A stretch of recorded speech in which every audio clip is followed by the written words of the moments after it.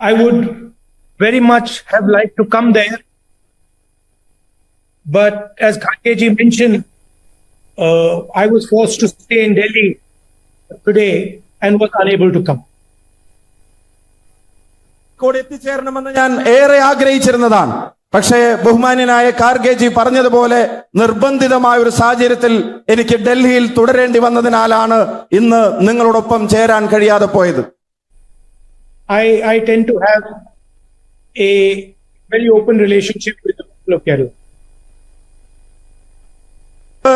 ഏറ്റവും സ്നേഹവായ്പോടെയുള്ള ഒരു തുറന്ന ബന്ധം വെച്ച് പുലർത്തുന്ന ഒരാളാണ് ഞാൻ എന്ന അഭിമാനത്തോടെ പറയുന്നു. So I'd like to be open. അതുകൊണ്ട് തന്നെ ഞാൻ നിങ്ങളോട് ഹൃദയം തുറന്ന് സംസാരിക്കാൻ ആഗ്രഹിക്കുന്നു. Yesterday my mother was hospitalized. അമ്മയ്ക്ക് ആരോഗ്യപരമായ ചില ബുദ്ധിമുട്ടുകൾ വന്നതിന്റെ പേരിൽ അവര് ആശുപത്രിയിൽ അഡ്മിറ്റ് ആകേണ്ടി വന്നു. And I as a son was quite worried about her and so decided to stay with her. എന്റെ കർത്തവ്യമാണ് എന്റെ അമ്മയോടൊപ്പം ഉണ്ടാവുക. കാരണം ഞാൻ അമ്മയുടെ ആരോഗ്യസ്ഥിതിയെ സംബന്ധിച്ച് ആശങ്കാകുലനായിരുന്നു. And I know that the people of Kerala will understand this. അമ്മയുടെ വേദനയോടൊപ്പം നിൽക്കുന്ന മകന്റെ മുമ്പിലുള്ള കർത്തവ്യത്തെ മറ്റാരെക്കാളും നന്നായി മലയാളിക്ക് മനസ്സിലാകുമെന്നുള്ളത് എനിക്ക് ഉറപ്പാണ്.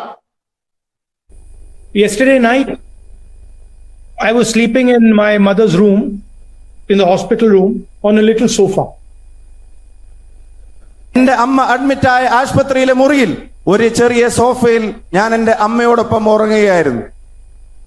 And like any son, I was extremely worried about my mother's health.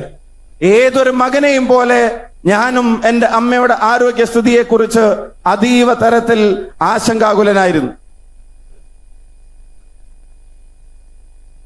And the whole night I was only comforted by one thing. രാത്രി മുഴുവൻ ഞാൻ സമാധാനം കണ്ടെത്തിയത് ഒരേ ഒരു കാര്യം ഓർത്തിട്ടായിരുന്നു. I was comforted by a nurse from Kerala who came in every hour to check on my mother. ആ ആശങ്ക നിറഞ്ഞിരുന്ന രാത്രിയുടെ ഓരോ മണിക്കൂറിലും എന്റെ അമ്മയുടെ ആരോഗ്യസ്ഥിതി എന്തെന്നറിയാൻ അമ്മയുടെ അടുക്കലേക്കും ഞങ്ങളുടെ അടുക്കലേക്കും വന്ന ഒരു മലയാളി നേഴ്സാണ് ഇന്നലത്തെ ഒരു രാത്രി കഴിഞ്ഞു കൂട്ടാൻ ഞങ്ങൾക്ക് കരുത്തായി മാറിയത് എന്ന കാര്യത്തിന് സംശയമില്ല.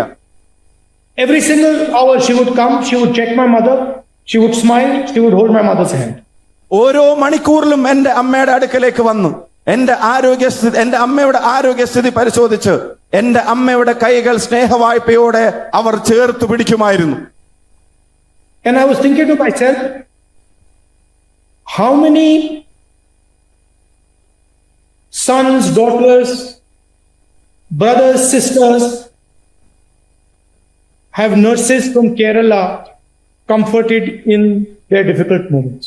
ഞാൻ എന്നോട് തന്നെ ആലോചിക്കുകയായിരുന്നു, സംസാരിക്കുകയായിരുന്നു. ഇതുപോലെ എന്നെ പോലുള്ള മക്കൾ, എന്നെ പോലുള്ള മകൾ, സഹോദരങ്ങൾ ഇങ്ങനെ എത്ര ആയിരക്കണക്കിന് പതിനായിരക്കണക്കിന് ആളുകൾക്കാണ് ഇതുപോലെ ആശ്വാസത്തിന്റെ സ്നേഹ സാന്നിധ്യമായി മലയാളക്കരയിലെ നഴ്സുമാർ ലോകമെമ്പാടും മാറിയിട്ടുണ്ടാവുക എന്നുള്ളത് ഞാൻ ആലോചിച്ച് നോക്കുകയായിരുന്നു. Early morning I asked her, do you sleep at night or do you work the whole night? ചോദിച്ചു, ഇന്നലെ രാത്രി മുഴുവൻ നിങ്ങൾ നിങ്ങളുടെ ജോലിയിലായിരുന്നോ അതോ എപ്പോഴെങ്കിലും അല്പസമയത്തേക്കെങ്കിലും ഒന്ന് മയങ്ങാൻ കഴിഞ്ഞോ?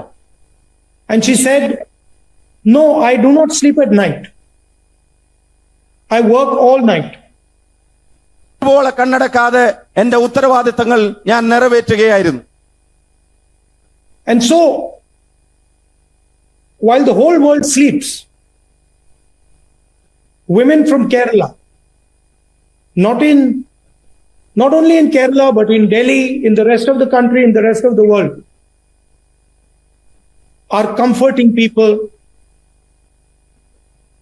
holding people's hands and making them comfortable. ഉറങ്ങിക്കിടക്കുമ്പോ ഒരു മലയാളിയായ സഹോദരി ഡൽഹിയിൽ ലോകമെമ്പാടുമുള്ള രാജ്യങ്ങളിൽ, സ്ഥലങ്ങളിൽ ഓരോ വേദന അനുഭവിക്കുന്ന മനുഷ്യരുടെ കരങ്ങൾ ചേർത്ത് പിടിച്ചുകൊണ്ട് അവരുടെ ദുഃഖത്തിൽ ആശ്വാസമാകുന്ന കാഴ്ചയാണ് ഞാൻ ഇന്നലെ കണ്ടത്, ഞാൻ ഓർത്തതും. For me, this is the spirit of the state of Kerala. ആണ് കേരളത്തിന്റെ ആത്മാവെന്ന് പറയാൻ ഞാൻ ആഗ്രഹിക്കുകയാണ്. A nurse exemplifies Kerala very well. എല്ലാ മൂല്യങ്ങളുടെയും ഒരാവിഷ്കരണമാണ് ഒരു നേഴ്സ് ഏറ്റെടുക്കുന്ന ജോലി. A nurse does not differentiate between what religion a patient has, what community a patient is from, whether a patient is rich, a patient is poor. A nurse will always treat everybody with love and affection. തന്റെ മുന്നിൽ വരുന്ന രോഗിയുടെ ജാതി ഒരു പ്രശ്നമല്ല, മതത്തിന്റെ വേർതിരിവുകളില്ല, അവരുടെ സാമ്പത്തിക ശേഷിയെക്കുറിച്ചുള്ള അന്വേഷണങ്ങളില്ല. അവർക്ക് നൽകേണ്ട ആശ്വാസവും അവർക്ക് നൽകേണ്ട രോഗശുശ്രൂഷയും അത് നൽകുക എന്നുള്ളത് ഓരോ നഴ്സിനെ സംബന്ധിച്ചിടത്തോളം അത് സ്വന്തം ജീവൻ പോലെ ഉത്തരവാദിത്തപ്പെട്ട ജോലിയാണ്. A nurse will not look at a patient and wonder if he is rich or poor. A nurse will do what her duty is. ഒരു രോഗിയുടെ മുഖത്ത് നോക്കി അവരുടെ സാമ്പത്തിക ശേഷിയുള്ള ചിന്തകളല്ല ഒരു നഴ്സ് വെച്ച് പുലർത്തുന്നത്, മറിച്ച് താൻ അവരോട് ചെയ്യേണ്ട കർത്തവ്യം എന്തോ അത് വീഴ്ച കൂടാതെ വരുത്തുക എന്നുള്ളത് മാത്രമാണ്. A nurse will ask the right questions and take the correct action at the right time. ശരിയായ ചോദ്യങ്ങളും ഉത്തരവാദിത്വത്തോടു കൂടിയുള്ള കർത്തവ്യങ്ങളും അവരുടെ ജോലിയുടെ മുഖമുദ്രയാണ്. And this to me very well exemplifies the women of Kerala. അതുകൊണ്ട് തന്നെ ഇത് മലയാളി വനിതയുടെ കരുത്തിന്റെ ആവിഷ്കരണമെന്ന് ഞാൻ ഉറച്ചു വിശ്വസിക്കുന്നു. A secular fabric, a fabric that treats everybody with love and affection, an undivided fabric. ഈ മലയാളി വനിതകൾ ലോകമെമ്പാടും ഈ പറയുന്ന നാടിന്റെ ഐക്യത്തെ കോർത്തിണക്കുന്നത് പോലെ തന്റെ മുന്നിൽ വരുന്ന ഒരാൾക്ക് സ്നേഹവും കരുതലും ഒരു തരത്തിലുള്ള വിഭാഗീയ ചിന്തകളുമില്ലാതെ നൽകിക്കൊണ്ടേയിരിക്കുകയാണ്. And really this is the central fight in the Kerala election.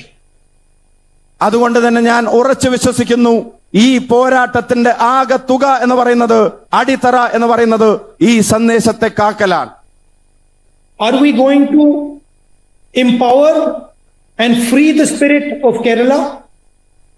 Are we going to allow Kerala to imagine a completely new future? Or are we going to trap the people of Kerala? എന്തിനു വേണ്ടിയാണ് ഈ പോരാട്ടം? കേരളത്തിന്റെ ഈ മൂല്യങ്ങളെ, സ്നേഹത്തെ, കരുതലിനെ അതിനെ ശക്തിപ്പെടുത്തുന്ന ഒന്നായി മാറ്റാൻ വേണ്ടിയാണോ? കേരളത്തിന്റെ ശോഭനമായ ഭാവിയെ അതിനെ കെട്ടിപ്പടുക്കാൻ വേണ്ടിയാണോ? അതോ കേരളം ഉണ്ടാക്കിയ നേട്ടങ്ങളെ ഇനിയും തകർക്കാൻ വേണ്ടിയാണോ എന്നാണ് നാം ആലോചിക്കേണ്ടത്.